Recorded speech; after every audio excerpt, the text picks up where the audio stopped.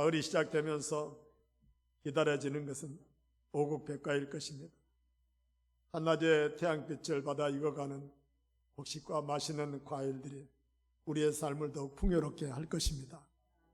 저는 9월 한 달 동안에 여러분에게 복에 대한 주제로 말씀을 나누려고 합니다. 한 달 동안 복에 대한 말씀으로 진하게 은혜 받다가 10월달 한가위 때 그 복을 펑 터뜨리듯이 복을 누릴 수 있기를 축복합니다. 하나님은 어떻게 우리로 하여금 복된 자로 살게 하실까? 함께 본문 1절을 다시 읽습니다. 시작. 복 있는 사람은 악인들의 꾀를 따르지 아니하며 죄인들의 길에 서지 아니하며 오만한 자들의 자리에 앉지 아니하고. 아멘. 이 복 있는 사람이라는 말씀의 복은 아시레이라고 하는 단어입니다. 이 단어는 행복과 관련이 있습니다. 행복은 모든 사람들이 바라는 복이죠. 가진 것이 없어도 행복하다면 얼마나 축복이겠어요. 배부르지 않아도 행복한 사람, 때로는 건강하지 못해도 행복하다면, 별로 잘하는 것 없어도 행복한 사람이라면 얼마나 참 복을 받는 사람이겠어요. 여러분, 그 복이 여러분에게 임하기를 원합니다. 그래서 시편 1편 1절은 분명하고 확실한 어조로 복 있는 자는, 그렇습니다. 복 있는 사람은 어떤가라고 하는 것입니다. 우리의 삶에 수많은 일들이 일어나도 우리는 어찌하든 간에 복 있는 자라는 것입니다. 복 있는 자라고 하는 전제하에 우리에게 다음 말씀을 하고 있는 것이죠. 신명기 38장 29절 말씀에 함께 읽어봅니다. 이스라엘이여, 너는 행복한 사람이로다. 여호와의 구원을 너같이 얻은 백성이 누구냐? 아멘. 행복한 사람이라는 것입니다. 왜 행복한가? 우리가 구원받았기 때문에. 너같이 구원받은 자가 누구냐라고 물으면서 구원받은 자이기 때문에 행복하다는 것입니다. 여러분, 우리가 구원받은 자이지 않습니까? 우리가 바로 예수님을 믿어서 제사 안 받고 구원받은 하나님의 백성이잖아요. 그러니 우리의 삶은 행복을 전제로 깔아놓고 살아가는 삶입니다. 복을 받고 싶어서 믿는 것이 아니라 복을 받았기 때문에 더 잘 믿는 것입니다.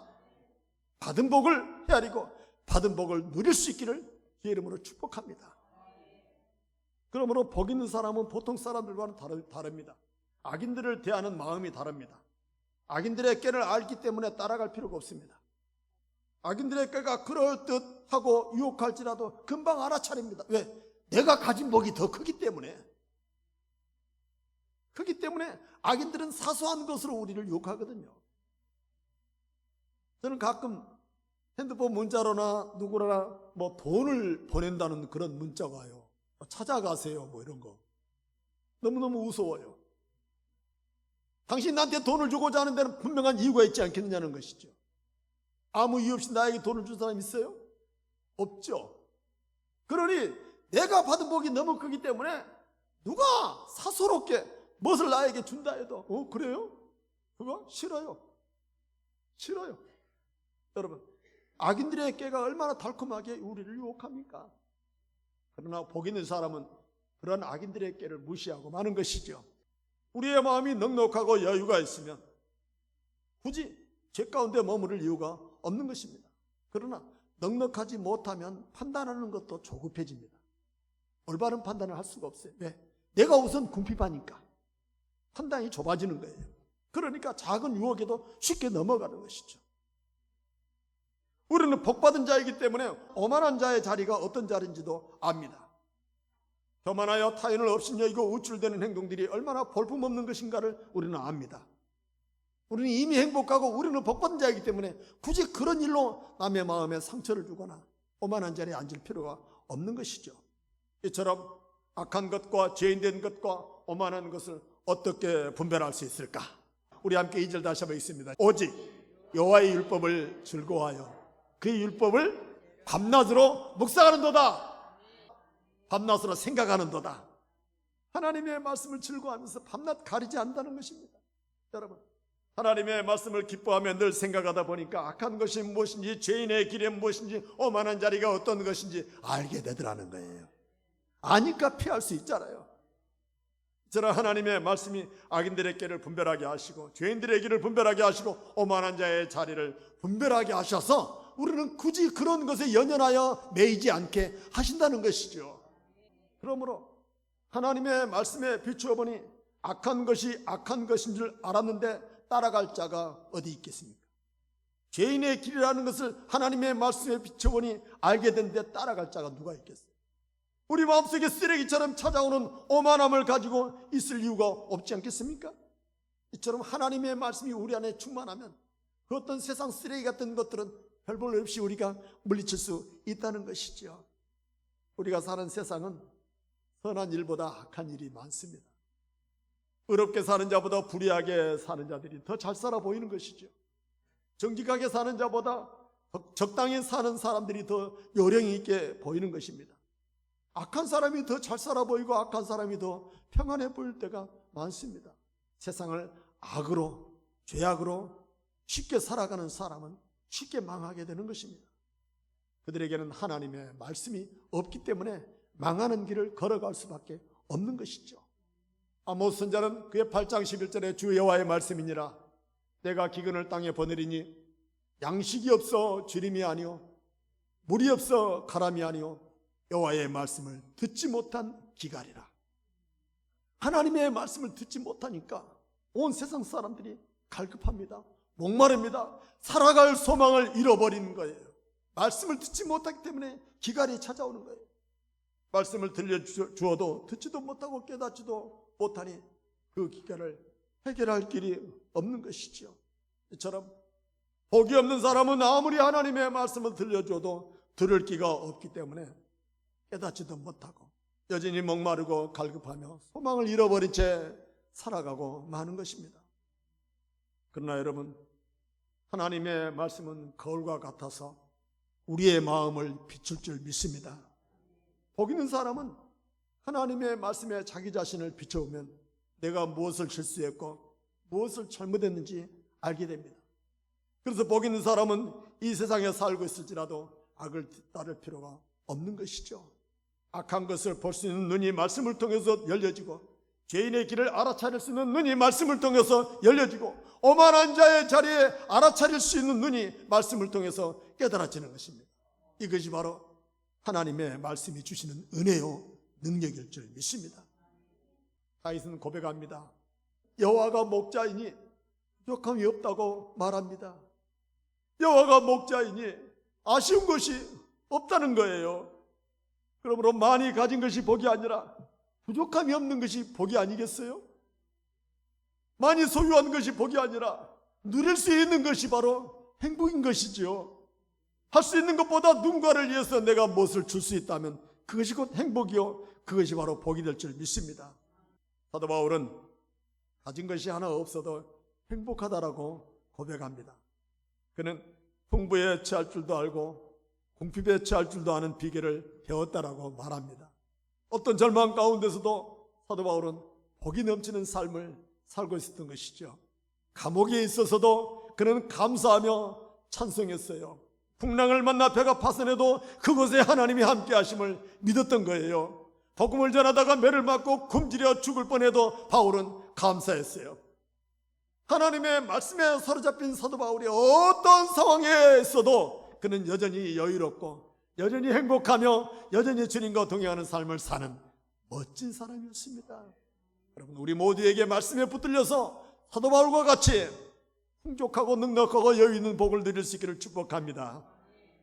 복 있는 사람은 말씀을 가까이 하는 사람입니다. 복 있는 사람은 하나님의 말씀을 늘 생각하는 사람입니다. 복 있는 사람은 말씀대로 살아보는 사람이 복 있는 사람입니다. 여러분, 이처럼 복 있는 사람이 맺는 열매는 무엇일까? 함께 오늘 보면 3절을 다 같이 읽습니다. 그는 시냇가에 심은 나무가 철을 따라 열매를 맺으며 그 잎사귀가 마르지 아니함 같으니 그가 하는 모든 일이 다 형통하리로다. 아멘. 복 있는 사람이 맺는 열매는 당연히 형통입니다. 철을 따라 열매를 맺으며 잎사귀가 마르지 아니함 같은 그러한 형통의 삶을 살게 하신다는 것입니다. 시냇가에 심어진 나무는 누가 심었을까요? 하나님이 심으신 것입니다. 시냇가에 심은 나무는 가뭄이 들어도 걱정하지 않습니다. 하나님이 심으셨기에 하나님이 돌보시고 하나님 책임질 줄 믿습니다.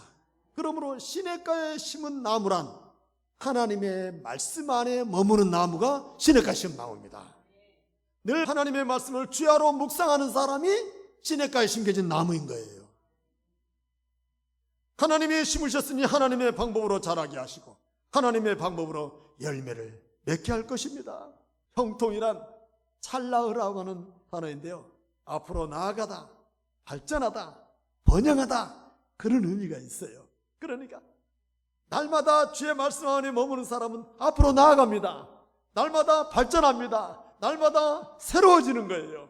이처럼 하나님의 말씀 안에 머무기 때문에 어떠한 고난과 절망 가운데도 그는 앞으로 나아가는 삶을 살게 된다는 것입니다. 여러분, 성경에서 형통한 사람이라면 누구를 꼽을 수 있겠어요?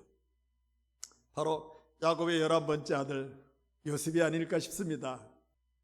애굽의 군대 장관 보디바르라는 집에서 노예 삶을 시작됐는데 창세기 39장 2절에 여호와께서 요셉과 함께 하심으로 그가 형통한 자가 되어 그의 주인의 애굽 사람의 집에 있었다라고 합니다.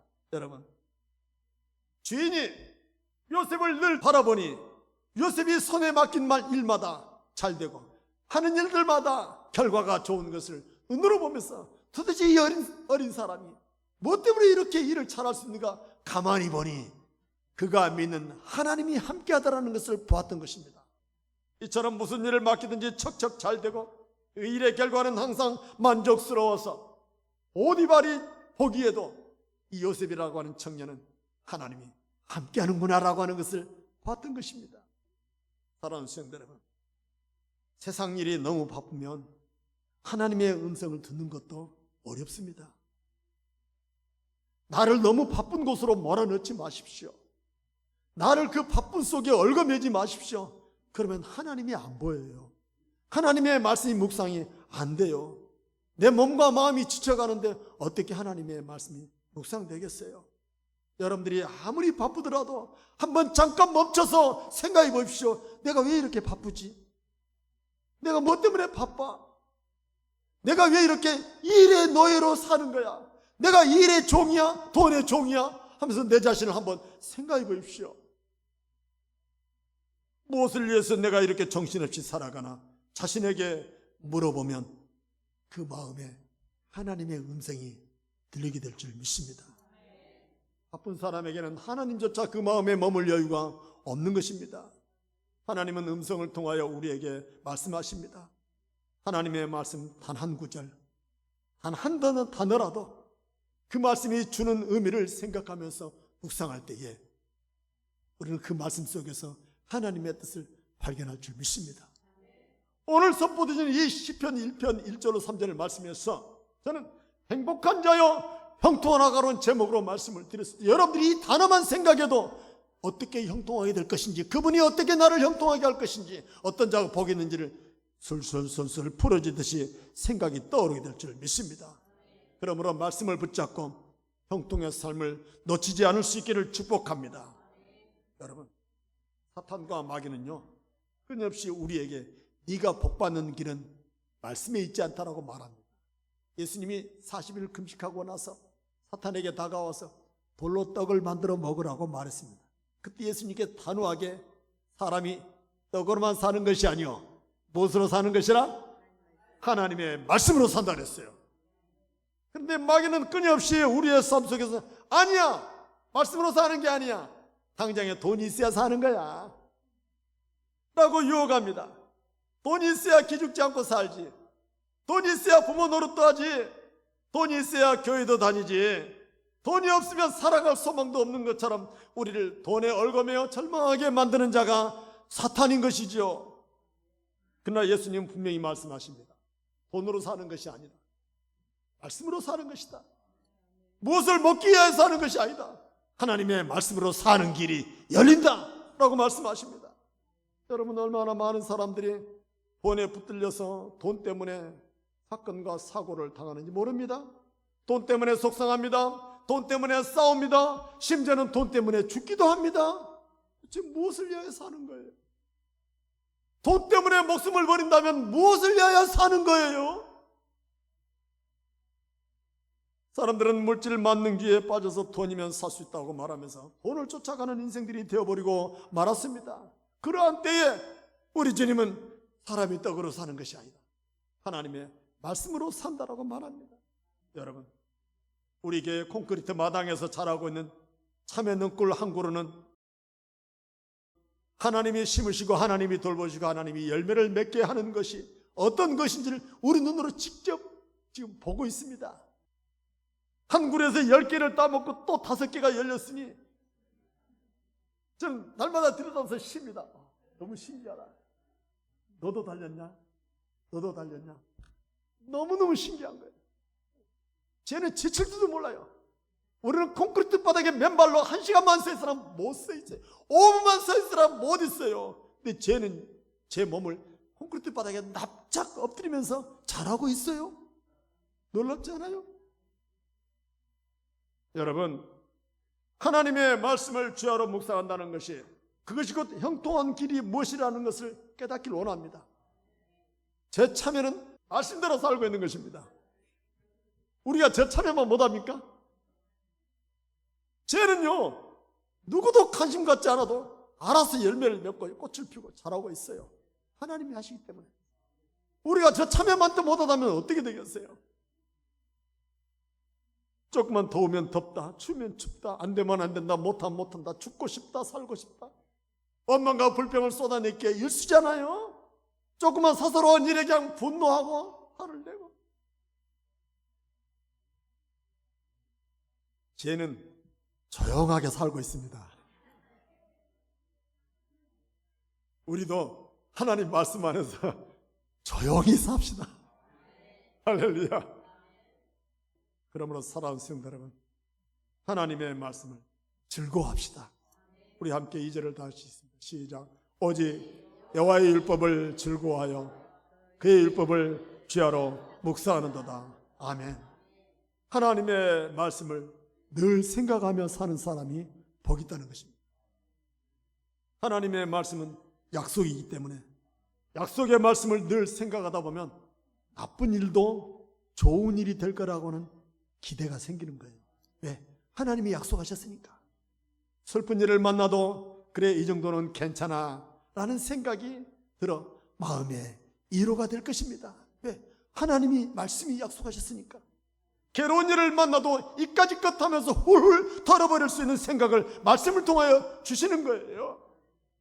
시편 107편에 고단하게 살아가는 우리 인생에 대하여 하나님의 말씀이 어떻게 우리를 회복시켜 주시는지 이렇게 말씀하고 있어요. 사람에게 고난이 찾아오는 것은 이유가 있다는 거예요. 미련하여 죄악의 길을 걷기 때문에 고난이 찾아온다는 거예요. 악을 행하기 때문에 고난이 자초하게 된다는 것입니다. 이제 그들이 너무나 고달프고 고통스러워서 음식물도 싫어하게 되었다는 거예요. 마침내 사망의 문에 가까이 왔다는 것입니다. 밥맛도 떨어지고 죽을 날만 기다리는 신세가 되었다는 거예요. 그런데 19절 말씀에 보니까 이에 그들의 고통 때문에 여호와께 부르짖음에 그가 그들의 고통에서 그들을 구원하시되.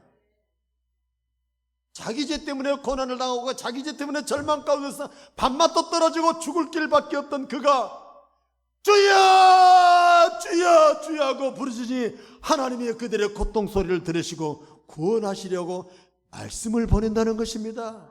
우리 함께 읽습니다. 시작. 그가 그의 말씀을 보내어 그들을 고치시고 위험한 지경에서 건지시는도다. 아멘. 여러분, 죄 때문에 고통을 당하고 죄 때문에 죽을 지경에 놓이는 거예요. 죄 때문에 밥맛도 떨어지고 죄 때문에 살아갈 소망이 없는 거예요. 그럴지라도 주여 하고 부르짖으면 주께서 말씀을 보내어 우리를 회복시킬 줄 믿습니다. 토마스 왓슨이라고 하는 분은 1620년 미국 청교도 목사인데, 이분은 말씀의 묵상의 중요성을 이렇게 말했습니다. 말씀을 읽고 말씀을 가지고 있으면서도 그 말씀을 깊이 생각하지 않는 사람은 금광을 발견하고 금을 캐지 않은 어리석은 사람 같다라고 말했습니다. 여러분, 우리에게 열매를 맺고 모든 일을 형통하게 하는 복은 말씀을 즐거워하고 묵상하는 것입니다. 우리 교회는 2026년도에 구역이 편성될 것입니다. 4개 구역으로 새롭게 편성하여 각각 조직하면서 하나님의 말씀에 은혜를 나누게 될 텐데, 각 구역에서는 주일 오전에 선포되진 하나님의 말씀을 깊이 생각하면서 자기 삶에 적용하며 은혜를 나누는 그런 모임이 될 것입니다. 선포된 하나님의 말씀을 듣고 잊어버리는 것입니다. 제목조차도 생각이 안 나요. 그러니 말씀의 삶에 무슨 변화가 있겠어요? 그러므로 여러분, 말씀을 통하여 받은 은혜를 나누고 체험된 것을 나누고 이 말씀을 붙잡고 어떻게 살아야 할 것인가를 생각하며 기도하며 말씀을 되새기는 그런 삶이 우리에게 이제 시작될 것입니다. 오늘 말씀에서 우리에게 형통한 삶을 사는 것이 무엇인지를 깨닫게 하셨습니다. 세상은 우리를 형통과 반대로 살게 합니다. 악한 것이 우리의 삶에 깊이 파고드는 세상이죠. 거짓과 이선이 포장되어 진실을 바꿔버리고 죄와 악이 둔갑하여 선한 모습으로 등장하면서 뒤에서는 중상모략이지만 앞에서는 미소로 다가오는 그러한 세상, 그러한 세상이 우리가 살고 있는 세상입니다. 하나님의 말씀으로 중심을 잡지 않으면 이 혼탁한 세상에서 살아갈 용기가 없어요. 살아갈 힘을 잃어버리는 거예요. 그러므로 여러분, 우리 영혼이 하나님의 말씀을 묵상하면서 죄와 타협하지 않고 청결한 삶을 살 수 있기를 축복합니다. 말씀을 붙잡고 말씀을 즐거워하면서 시냇가에 심은 나무처럼 형통한 삶을 살아가는 여러분 되시기를 원합니다. 예배하며 말씀으로 찬양하며 기뻐하며 그 말씀에 받은 복을 흘려보내는 삶이 여러분 가운데 있어 주시기를 축복합니다. 축복합니다.